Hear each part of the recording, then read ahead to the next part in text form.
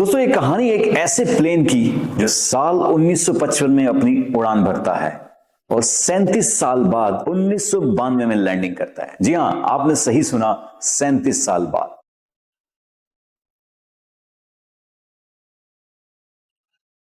हमारी कहानी शुरू होती है 2 जुलाई साल 1955 से। डॉगलस DC-4 नाम का एक अमेरिकन चार्टर प्लेन जो पैन अमेरिकन वर्ल्ड एयरवेज का हिस्सा था और जिसे फ्लाइट नंबर 914 कहते थे, वो न्यूयॉर्क के एयरपोर्ट से मियामी की तरफ जा रहा था। रास्ता करीब 4 घंटे का था और प्लेन में 60 पैसेंजर और 6 क्रू मेंबर्स थे। पर बीचों बीच ये प्लेन रडार से अचानक गायब हो जाता है और फिर कभी ये मियामी पहुंचता ही नहीं है।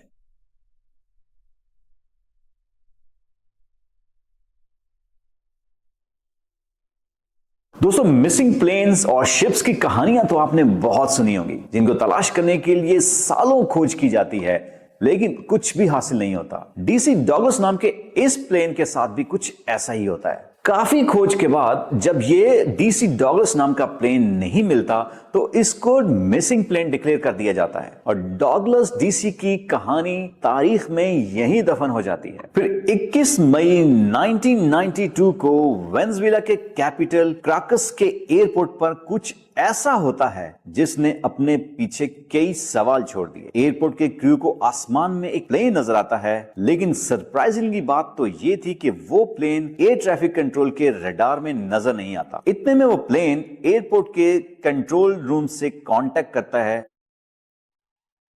और यहां मौजूद थे ऑफिसर जिनका नाम था जॉन डी ले कॉर्ते। वो इस पूरे सीन के आई विटनेस बनते हैं। जब जॉन प्लेन के पायलट से प्लेन का नाम पूछता है, पायलट बताता है, मैं DC-4 में सवार हूं और हम मियामी एयरपोर्ट पर लैंडिंग करना चाहते हैं।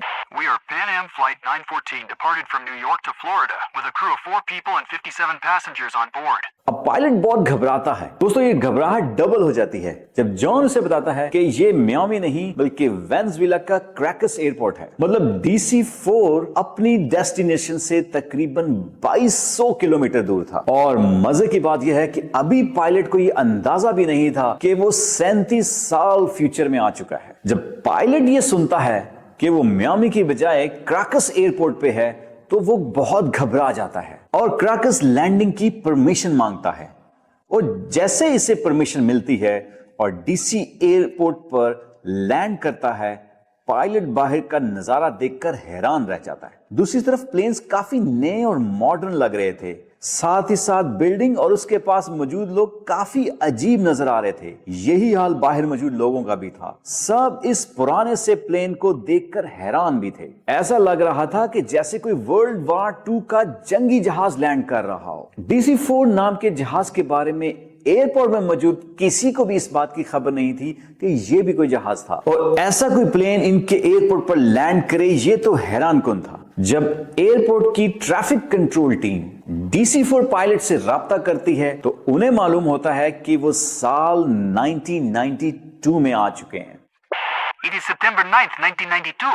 You know that? तो दोस्तों, एयरपोर्ट पे मौजूद लोग भी काफी हैरान थे कि जिस प्लेन को वो अपने सामने देख रहे हैं ये आज से 37 साल पहले टेक ऑफ किया था। ये सब सुनते ही पायलट बहुत परेशान हो जाता है और वो फौरन वहां से टेक ऑफ करने का फैसला करता है। तो बौखलाहट में उसके हाथ में एक कागज का टुकड़ा होता है जो कि प्लेन से नीचे गिर जाता है और फिर ये प्लेन दोबारा टेक ऑफ कर लेता है। और उसके बाद डॉगलस DC-4 प्लेन कहां जाता है किसी को कुछ पता नहीं। आज तक ना तो ये मियामी पहुंचा और ना ही इसमें बैठे किसी पैसेंजर का पता चला। वो कागज का वो टुकड़ा जो पायलट अपने पीछे छोड़कर गया था असल में 1955 का कैलेंडर था, जो ये साबित करता था कि ये वाकया 100% सच है। लेकिन अगर ऐसा है तो साल 1955 में उड़ान भरने वाला प्लेन 37 साल तक आखिर कहां रहा? डॉगलस DC-4 ने क्या टाइम ट्रेवल किया था? दोस्तों, अगर इसने टाइम ट्रेवल किया था तो ऐसा रियल वर्ल्ड में सिर्फ 2 ही तरह से पॉसिबल है। पहला, जब कोई ऑब्जेक्ट ब्लैक होल के करीब पहुंच जाता है, या फिर वो अपनी स्पीड लाइट ऑफ स्पीड के साथ मैच कर लेता है। अगर कोई प्लेन जमीन पे उड़ रहा था तो उसका ब्लैक होल तक पहुंचना या उसका ब्लैक होल से सामना होना इम्पॉसिबल था। दूसरी तरफ डॉगलस 4 प्लेन 4 इंजन पर मुश्तमिल था और इसकी मैन्युफैक्चरिंग 1942 पे हुई थी। मतलब इस प्लेन का टाइम ट्रेवल करना भी बिल्कुल पॉसिबल नहीं था। तो फिर 1955 में ये प्लेन टेक ऑफ करने वाला 1992 में पहुंचा कैसे? तो दोस्तों ये बिल्कुल ऐसा ही है जैसे हम ये कहें कि हमारे ऑपोजिशन लीडर जो है वो प्राइम मिनिस्टर बन गए, या इंडिया और पाकिस्तान की जो कन्फ्लिक्ट्स हैं वो सारे सॉल्व हो गए हैं। अब आपको पाकिस्तान जाने या इंडिया आने के लिए किसी वीजे की जरूरत नहीं है। यानी कहने का मतलब यह है कि ये बहुत बड़ा हॉक्स था, यानी एक फेक न्यूज। हाँ, ये बात सच है कि 1947 से 1961 के बीच डॉगलस डीसी नाम के 22 plane Pan American world airways, जिसे पैन एएम भी कहते हैं, इसमें शामिल थे। बट फ्लाइट 914 नामी कोई भी प्लेन एग्जिस्ट ही नहीं करता, और ना ही 2 जुलाई 1955 को न्यूयॉर्क से कोई फ्लाइट मियामी की तरफ गई थी। और अगर हम 1955 में हुए सारे हवाई हादसों पर नजर डालें तो हमें फ्लाइट 914 नामी कोई भी एक्सीडेंट देखने को नहीं मिलता। इनफैक्ट एविएशन की हिस्ट्री में इस नाम का कोई प्लेन या कोई हादसा हुआ ही नहीं। 4 अप्रैल 1955 को न्यूयॉर्क के लॉन्ग आइलैंड मैकआर्थर एयरपोर्ट से टेक ऑफ करने वाला यूनाइटेड एयरलाइन का डॉगलस DC-6 क्रैश तो जरूर हुआ था, लेकिन उसका फ्लाइट इंसिडेंट 914 से कोई कनेक्शन नहीं था। फिर सवाल ये पैदा होता है कि ये फेक न्यूज असल में फैलाई किसने, और वो क्या रीजंस थे कि फ्लाइट 914 की ये फ्रिक्शनल स्टोरी इतनी वायरल हो गई कि हमें आपको इसकी हकीकत बताना पड़ेगा। इस स्टोरी को वायरल किया ब्राइट साइड, जो YouTube के सबसे बड़े चैनल्स में गिने जाते हैं। साल 2019 में इस चैनल्स ने फ्लाइट 914 के बारे में ये वीडियो पब्लिश की जिसमें 20 मिलियन से ज्यादा व्यूज थे। हालांकि हम ये नहीं कह सकते कि ब्राइट साइड ने ये स्टोरी जानबूझ के फैलाई, और वीडियो में स्टोरी को रियल की तरह प्रेजेंट किया गया, पर हर एक जगह नैरेटिव ये साफ कहता है कि ये स्टोरी फैसिनेशन की तरह लगती है। इंटरनेट के कुछ सोर्सेज में यह भी बताया गया कि प्लेन 37 साल बाद नहीं बल्कि 30 साल बाद लैंड किया था, और कार्कस एयरपोर्ट पर यह 1992 में नहीं बल्कि 1985 में पहुंचा था। लेकिन दोस्तों इस पूरी फेक न्यूज का ओरिजिन कहां से हुआ?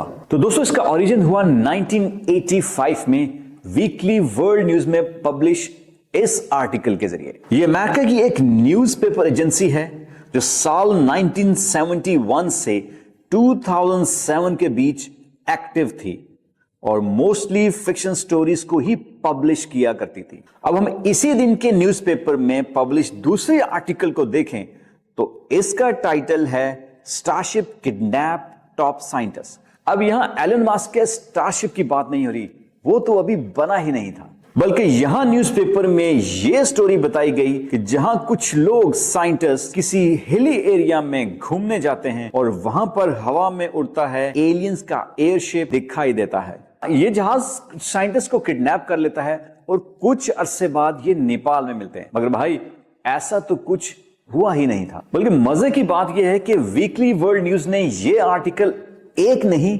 बल्कि 2 बार पब्लिश किया था। पहला आर्टिकल यह है और दूसरा भी आपके सामने, और इन दोनों ही आर्टिकल में आप गौर से देखोगे इसमें ट्रैफिक कंट्रोल जॉन दी कार्ते की पिक्चर ही डिफरेंट है। इन दोनों इमेज का डॉगलस DC-4 का कार्कस एयरपोर्ट से कोई ताल्लुक नहीं। वैसे वीकली वर्ल्ड न्यूज ने सिर्फ ये खबर ही नहीं फैलाई बल्कि साल 1992 में उन्होंने ये आर्टिकल भी पब्लिश किया था। इनके मुताबिक साइंटिस्ट को केव ऑफ वेस्ट वर्जीनिया में बैट बॉय मिला है।